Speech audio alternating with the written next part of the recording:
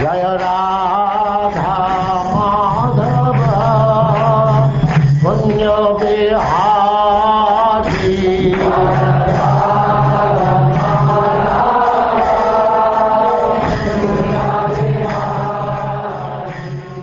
And now chapter 18, Lord Vamanadeva, the Dwarf Incarnation.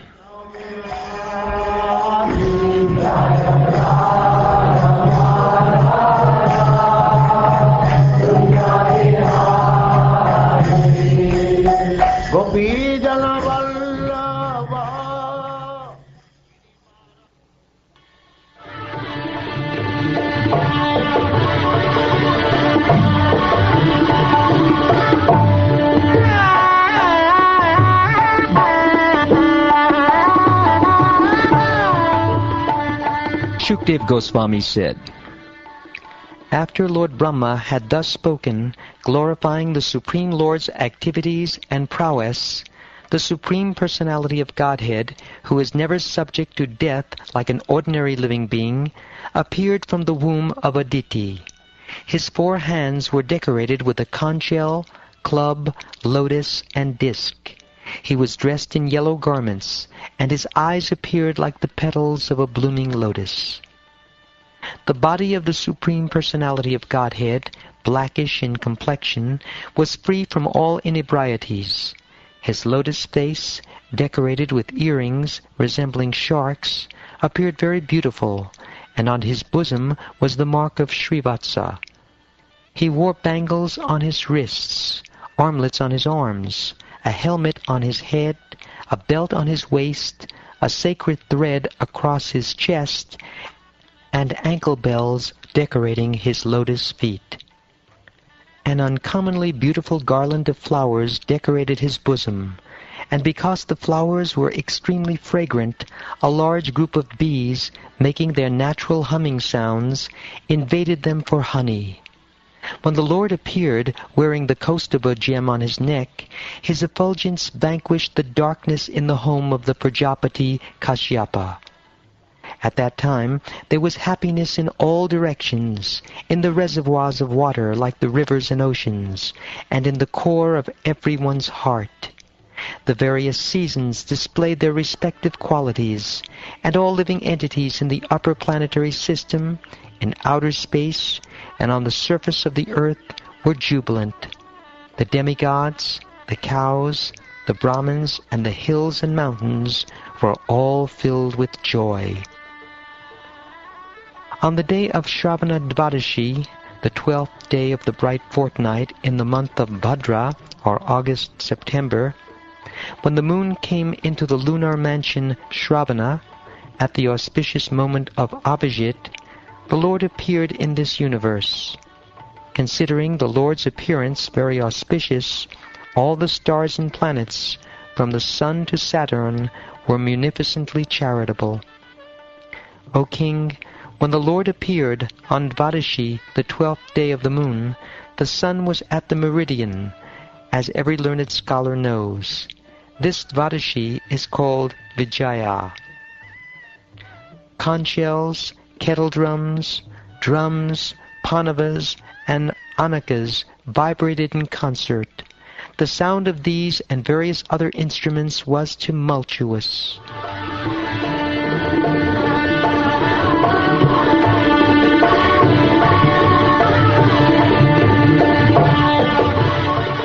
Being very pleased, the celestial dancing girls, or apsaras, danced in jubilation. The best of the Gandharvas sang songs, and the great sages, demigods, manus, pitas, and fire gods offered prayers to satisfy the Lord. The siddhas, vidyadharas, kimpurushas, kinnaras, charanas, yakshas, rakshasas, suparnas, the best of serpents, and the followers of the demigods all showered flowers on Aditi's residence, covering the entire house, while glorifying and praising the Lord and dancing. When Aditi saw the Supreme Personality of Godhead, who had appeared from her own womb, having accepted a transcendental body by his own spiritual potency, she was struck with wonder and was very happy. Upon seeing the child, Prajapati Kashyapa exclaimed, "Jai, Jai," in great happiness and wonder. The Lord appeared in his original form, with ornaments and weapons in his hands. Although this ever-existing form is not visible in the material world, he nonetheless appeared in this form.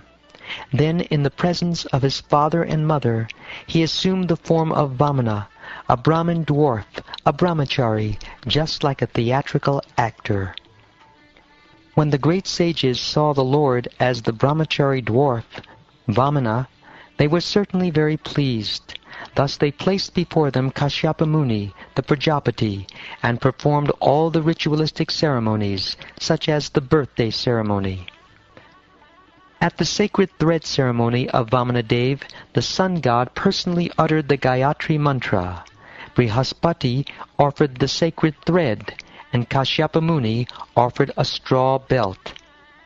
Mother Earth gave him a deerskin, and the demigod of the moon, who is the king of the forest, gave him a Brahmadanda, the rod or staff of a brahmachari.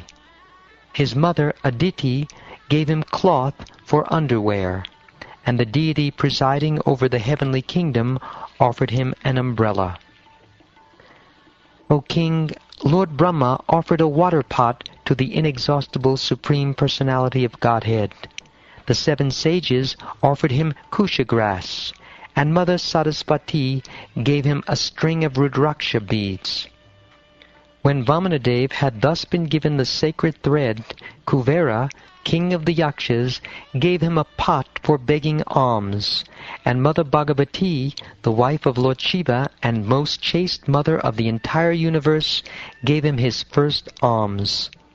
Having thus been welcomed by everyone, Lord Vamanadeva, the best of the brahmacharis, exhibited his Brahman effulgence. Thus he surpassed in beauty that entire assembly, which was filled with great saintly Brahmins.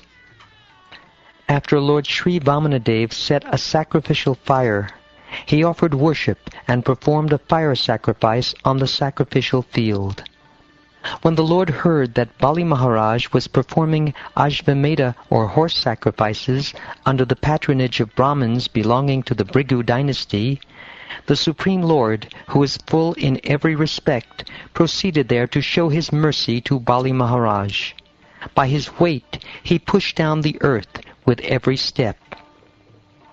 While engaged in performing the sacrifice in the field known as Bhrigu Kacha, on the northern bank of the Narmada river, the Brahminical priests, the descendants of Bhrigu, saw Vamanadeva to be like the sun rising nearby.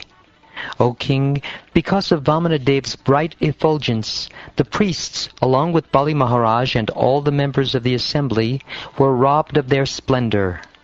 Thus they began to ask one another whether the sun god himself, Sanat Kumara, or the fire god, had personally come to see the sacrificial ceremony.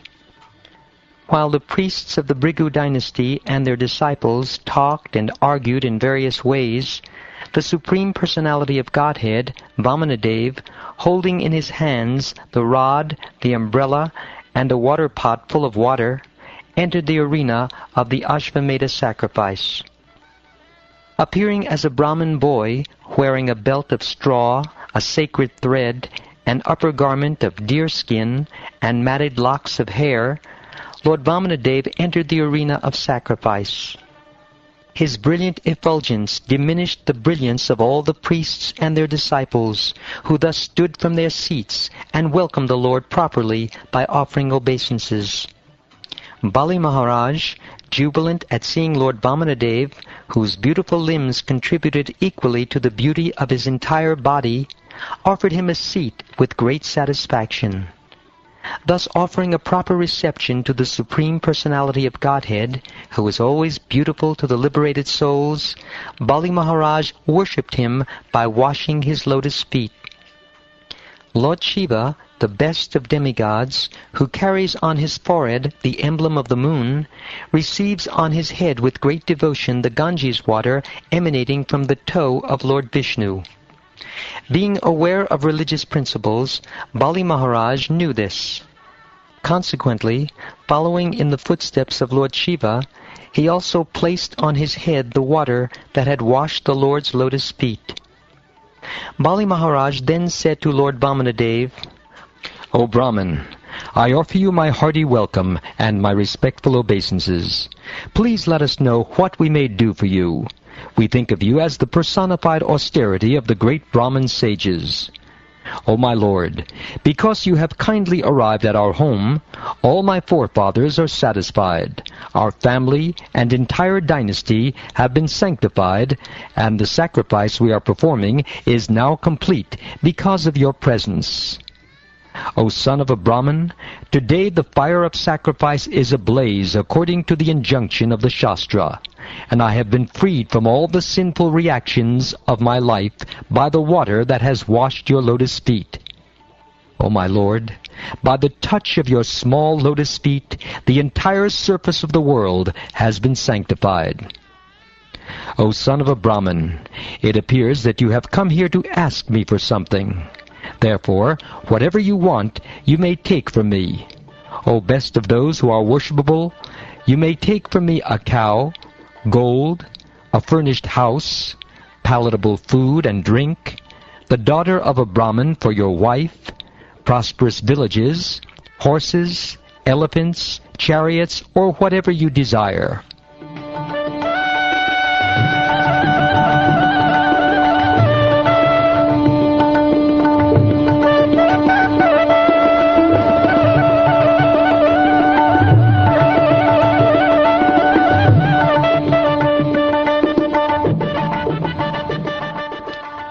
Thus ends the 18th chapter of the 8th canto of the Srimad Bhagavatam, entitled Lord Vamanadeva, the Dwarf Incarnation.